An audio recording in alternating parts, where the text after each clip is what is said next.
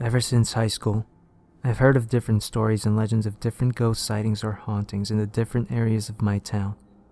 I was living in a small Ohio town, one that I won't name here, and every week, it seemed a new story would be conceived out of the minds of the creative, yet morbid, teenagers of the town.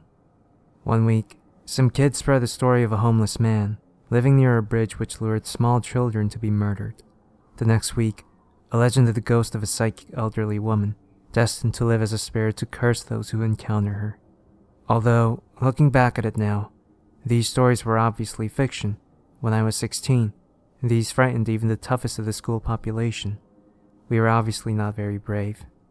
While most of these stories were fake, one story disturbs me, even to this day. The story was called Flower Girl. The story went that a young girl, one who was told to be around the age of 9, was to be a flower girl at her aunt's wedding. Hours before the wedding would have occurred, the girl was lured to the far end of the park, which was the location of the wedding. The wedding was at night, so the park was dark.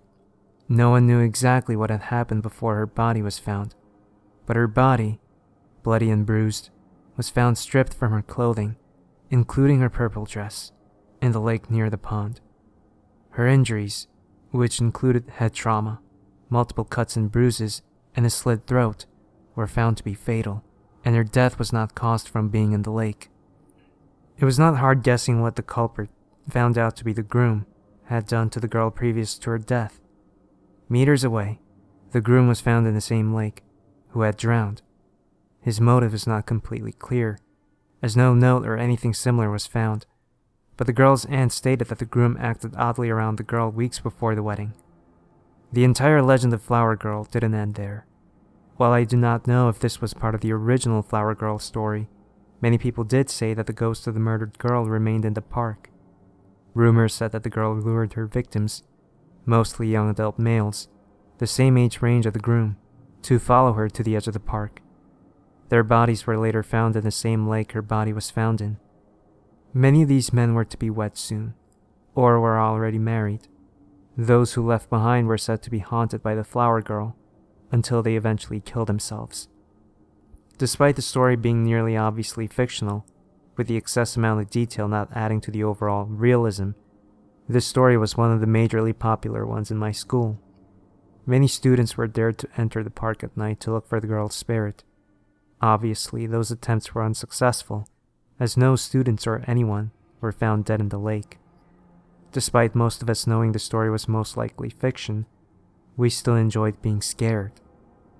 Looking back at that now, I wish I still thought it was fiction. While the whole story of the girl's murder may or may not be fiction, an experience I had was dangerously similar to the story. This experience involved me and my former fiancé, Alexander. It was 2011, and I was going to be married to my former boyfriend of 3 years, Alexander, who I met in college. We had a lot in common, both loving music, art, and other similar things. We were both majoring in game design as well. He had proposed to me in late 2010, and we planned to marry in June of 2011. I, at the time, wanted to visit my old childhood home in Ohio, and we decided to visit for a week, for my parents still lived there. Everything was planned, and I was excited to visit my old town. The first 3 days of visiting were rather uneventful, with Alexander and I mostly sightseeing and going to old places I went to as a kid, such as my old schools. We fooled around, ate a lot of food, and despite it not being extremely eventful, had a great time. That all ended on the night of our 4th day visiting. We both had discovered the old park, now seemingly completely abandoned. The grass was overgrown, and the playground equipment was greatly rusted and ruined. Ignoring this, we had decided to head there at night to mostly mess around. I had told Alexander about most of the stories I heard in high school, and knowing this park was one where one story took place, Alexander was ecstatic to visit. I was as well. The night we visited that park is a night I remember all too well. We headed into the park at around 10:30 p.m., and nearly immediately went towards the tall, uncut trees, and climbed them to the near top. The night was particularly foggy, and we wanted to see how far we could look into the fog. After climbing the trees, we headed towards the old playground equipment, and then towards an open patch of grass to stargaze, which was rather pointless, because large clouds covered the sky. Up until that point, the night was near perfect. Near 11:50 was when the enjoyment of this night ended. Alexander and I decided to play a game of hide and seek with the 2 flashlights we brought to the park. We thought it would be more enjoyable in the dark, and soon began the game. I was hiding first, and I'd climbed a tree near the playground to hide in. I hid in that tree for more than 20 minutes, and I started to get worried. The park wasn't extremely huge, and I hadn't seen Alexander anywhere near my tree. I exited my hiding spot and went to find him. He was not in any trees, in the playground, not anywhere. I soon grew worried, and I couldn't call him because we left our phones at home. I only had a flashlight and my watch to check the time. After 12:20, I was desperate. I'd called out to Alexander multiple times, and I did start crying after a bit. I guessed that Alexander was probably trying to scare me, but it had worked. After crying for a few minutes, I'd found something on the ground. It was a note. The note read, "Jenny, if you're reading this, you obviously haven't found me. How sad, really. I'm in the place most obvious to your knowledge. Remember that old story? Check the water." At the end of the note was what I had thought to be a signature. It was illegible, and it seemed to have been scribbled out. The handwriting of the note wasn't Alexander's exactly, but somewhat similar. I thought that Alexander might have intentionally changed the way the handwriting looked to add somewhat of a disturbing effect. After reading the note, I headed towards the lake, which was the only body of water nearby. Of course he was at the lake. He's trying to scare me with the flower girl story. I remember thinking. Soon, after walking through the seemingly endless fog of the park, I reached the lake. The water had been dark and murky, with branches and leaves scattered throughout the water. I'd called out to Alexander again, but I heard no response. I walked further towards the lake, before stepping on something else. This was the exact moment that I realized the story of that murdered girl may not have been entirely fiction. On the ground was another note. It was muddy, while also being covered in a different red substance. I'd put the paper up to my nose, and after smelling this odd substance, I'd made the shocking discovery that this substance was blood. I almost dropped the paper out of disgust, but I was curious to what it read. While avoiding touching the blood, I read the note. "Jenny, your game is over. Don't the flowers look lovely this time of year?" After reading this note, I noticed something in the water. It was a dark figure, obscured by the dark water.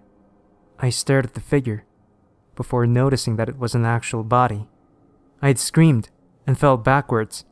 The figure was floating towards me, but was not moving itself. I soon realized that this body was Alexander's. After realizing this, I quickly dove into the water to retrieve him. This had been just a sick joke, right? After removing Alexander from the water, I desperately shook him to just get him to drop the act. I cried, I screamed, I even started hitting him over and over. Alexander never moved. He didn't even breathe. I looked over his body, and it seemed that he had drowned. Alexander knew how to swim, and the water wasn't that deep. Either Alexander jumped into the water and drowned himself, or he was forced into the water. After figuring this out, I found a flower attached to Alexander's jacket. A purple flower. Attached to that was one final note. "Jenny, I hope you like the flower. Flower girl." After this experience, I soon lost interest in horror stories. What had happened was extremely disturbing to me, and to this day, I still do not understand what exactly happened that night. Did Alexander commit suicide and add the notes and references to Flower Girl just to disturb me? Was someone else involved who murdered Alexander? I don't know. I try to see the more logical side to this entire event, but a part of me, unfortunately, believes that this was an act of the Flower Girl herself. Between that event and now, I have barely interacted with anyone besides my parents and a few close friends. I've remained single, and I plan to continue being single. Being in a relationship brings back too many bad memories.